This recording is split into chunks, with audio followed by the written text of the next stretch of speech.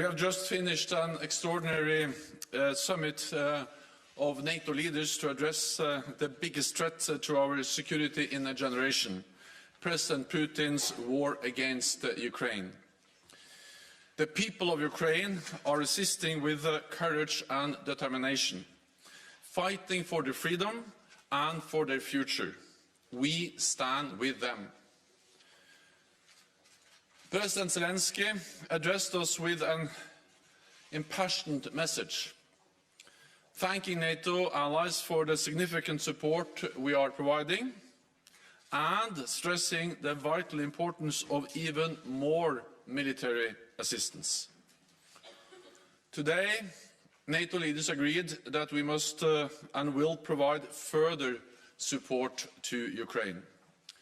We will continue to impose unprecedented costs on Russia, and we will reinforce allied deterrence and defense. Leaders approved our 4 new battle groups in Bulgaria, Hungary, Romania and Slovakia. These are in addition to the 4 already in the Baltic countries and Poland. So we have 8 multinational NATO battle groups now, from the Baltic Sea to the Black Sea. Across Europe, there are 100,000 US troops supporting NATO efforts, and European allies and Canada have also stepped up. We have 40,000 forces under direct NATO command, mostly in the eastern part of the alliance, backed by major air and naval power, including an unprecedented 5 carrier strike groups from the high north to the Mediterranean. Today, NATO leaders agreed to reset our deterrence and defense for the longer term, to face a new security reality. On land, we will have substantially more forces in the eastern part of the alliance at higher readiness, with more pre-positioned equipment and supplies. In the air, we will deploy more jets and strengthen our integrated air and missile defense. At sea, we will have carrier strike groups, submarines, and significant numbers of combat ships on a persistent basis. We will also strengthen our cyber defenses and enhance our exercises, focusing on collective defense and interoperability. I expect we will decide on the details at our next summit in Madrid in June. Today, Allied leaders also agreed to provide further support to Ukraine, helping to uphold their fundamental right to self-defense. Allies are also equipping Ukraine with significant military supplies, including anti-tank and air defense systems and drones, which are proving highly effective, as well as substantial financial and humanitarian aid. Today, we agreed to do more, including cyber security assistance and equipment to help Ukraine protect against biological, chemical, radiological and nuclear threats. This could include detection, protection and medical supplies, as well as training for decontamination and crisis management. We are determined to do all we can to support Ukraine, and I welcome the concrete offers of assistance made by allies today. At the same time, we have a responsibility to ensure the conflict does not escalate further, because this would be even more dangerous and more devastating. Allies agreed that we must also increase our support for other partners at risk from Russia at risk from Russian threats and interference, including Georgia and Bosnia and Herzegovina. Working together and with the European Union, we must help them uphold their sovereignty and strengthen their resilience. We also addressed Beijing's role in the crisis, Today, Allied leaders called on China to refrain from supporting Russia's war effort. China must not provide economic or military support for the Russian invasion. Instead, Beijing should use its significant influence on Russia and promote an immediate peaceful resolution. Allies also agree that Belarus must stop acting as an accomplice to Putin's invasion. At today's meeting, leaders reaffirmed our strong commitment to NATO's open door policy under Article 10 of the Washington Treaty. NATO enlargement has been an historic success, spreading democracy, freedom and prosperity across Europe. 1 month since the start of Russia's invasion of Ukraine, NATO's security environment has fundamentally changed for the long haul, and we are responding. But security does not come for free, and doing more will cost more. So NATO leaders agreed to redouble efforts to meet the defence investment pledge we made in 2014. Allies will submit additional plans on how to meet the pledge in time for the Madrid summit in June. And I welcome that a number of allies today announced plans for significant increases in defence spending. At this dangerous time, transatlantic unity and solidarity are vital. Europe and North America are standing and will continue to stand strong together in NATO. And with that, I'm ready to take your questions. Okay, CNN. Hi, Mr. Secretary General. Thank you. President Zelensky, in his address to NATO, accused Russia of deploying phosphorus munitions. I'm wondering whether NATO has seen evidence of that and what your response is or would be. And then I'm wondering, did you discuss during this meeting a permanent basing of forces in any of these countries, such as the Baltics, and abandoning the NATO-Russia Founding Act?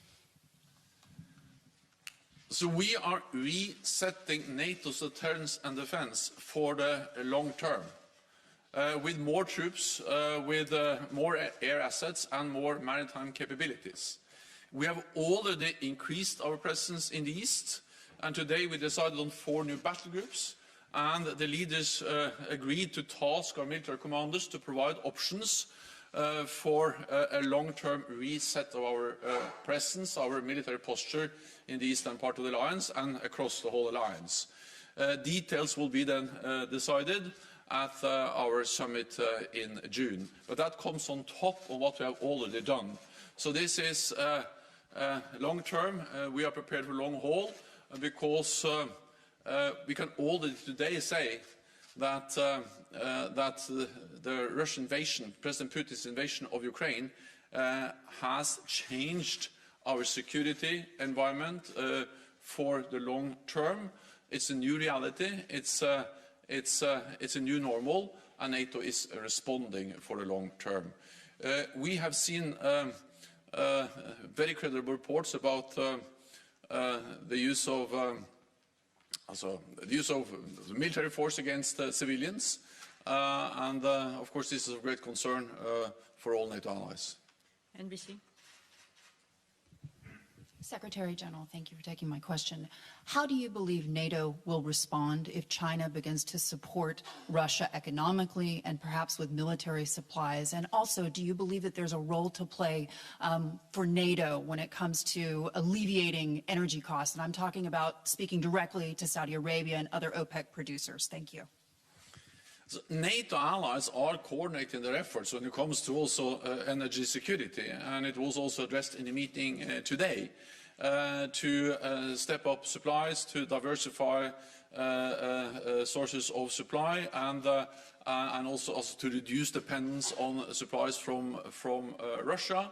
And later on today, I also participate in the G7 meeting, and of course, in different frameworks, G7 working with the EU. There are different formats where NATO allies address the need to strengthen energy security and reduce dependence on Russian oil and gas. Our message to China is that they should join the rest of the world and clearly condemn the brutal war against Ukraine and not support Russia, neither with economic support or, of course, not with military support. Okay, we'll go to Interfax Ukraine, lady in the second row. Yeah. General News Agency Interfax Ukraine. I would like to ask you if Polish leadership put at the table today for discussion the proposal to send peacekeeping mission to Ukraine, and if yes, what kind of discussion it was, and is there some conclusion? Thank you. As we discussed a wide range of issues, and the message is that we have to stand united, and also that we need to provide support to Ukraine, but at the same time we have a responsibility to ensure that this conflict do not become a full-fledged war between NATO and Russia. And that's also the reason why allies have made it clear that we will not deploy troops on the ground in Ukraine, because the only way to do that is to be prepared to engage in full conflict with Russian troops. Okay, Financial Times. Thank you very much, Secretary General. Congratulations on your annual extension. You said in the statement that allies agreed to enhance preparedness and readiness for chemical, biological, radiological and nuclear threats. Is that based on credible intelligence that those threats could be imminent? And how does the alliance strengthen its protection against those threats? Thank you. So we are concerned, partly because we see the rhetoric and we see that Russia is trying to create some kind of pretext accusing Ukraine, United States, NATO allies for preparing to use chemical and biological weapons. And we have seen before that this way of accusing others is actually a way to create a pretext for do the same themselves. And of course, the accusations against Ukraine and NATO allies are absolutely false. Any use of chemical weapons will totally change the nature of the conflict. It will be a blatant violation of international law, and it will have widespread consequences and, of course, be extremely dangerous. It will affect the people in Ukraine, but there's also a risk that will have a direct effect on people living in NATO countries, because we can see contamination, we can see the spread of chemical agents or biological weapons into our countries. We also know that Russia has used chemical agents against its own opposition, and they have used it on NATO territory in Salisbury before. And we also know that Russia has facilitated, supported the Assad regime in Syria when they used chemical weapons against their own population. So this just highlights the importance of ending this war immediately, because this is a dangerous situation. And therefore we impose the sanctions, therefore we support Ukraine. Allies agreed to supply equipment to help Ukraine protect against chemical, biological, radiological and nuclear threats. This could include detection equipment, protection and medical support, as well as training for decontamination and crisis management. We are also enhancing allies' preparedness and readiness for chemical and biological and nuclear threats. Our top military commander, General Walters, has activated NATO's chemical, biological, radiological and nuclear defense elements, and allies are deploying additional chemical and biological and nuclear defenses to reinforce our existing and new battle groups. So we are taking measures both to support Ukraine and also to defend ourselves. Okay, we'll go to Al Jazeera. Secretary General James Bays from Al Jazeera. President Zelensky, when he addressed you, recalled the fact he first spoke to you a month ago, and he says he didn't get clear answers. So this time he asked you specifically for 1% of all your tanks, for 1% of all your aircraft, for multi-launch rocket systems, anti-ship weapons and means of air defence. A very specific list. What is your clear answer? We all listened very carefully to President Zelensky, and many of the leaders in the room have had contacts with him over these weeks. I also spoke with him, and the Ukrainian defense minister participated in our defense ministerial meeting last week. We listened carefully, and of course we took note of his very compassionate message to all NATO allies. NATO allies provide significant support to Ukraine. And we provide also lethal weapons, advanced systems, and also systems that help them to shoot down planes and attack battle tanks with anti-tank weapons and many other types of systems, including drones. I will not go into the details of the exact type of systems we are deploying. There is close contact between NATO allies and Ukraine. But what I can say is that allies do what they can to support Ukraine with weapons so Ukraine can defend themselves. Self-defense is a right enshrined in the UN Charter.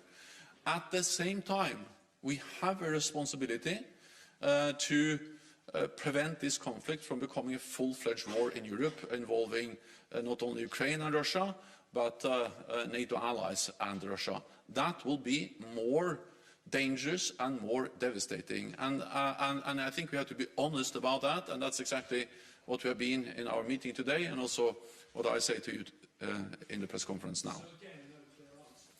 Well, what we do is that we are delivering a lot of equipment, and that is an answer, but I will not go into the details. I don't think that's wise for operational reasons if I listed exactly what and when and how. We are delivering essential equipment to Ukraine. The NATO allies have stepped up, and it's essential for the progress they have been able to make in the fight against the invading Russian forces. Thank you very much, colleagues. I know there are many questions. I'm afraid the Secretary General needs to go to the G7 meeting, but there will be other briefings throughout the day. Thank you so much. Thank you.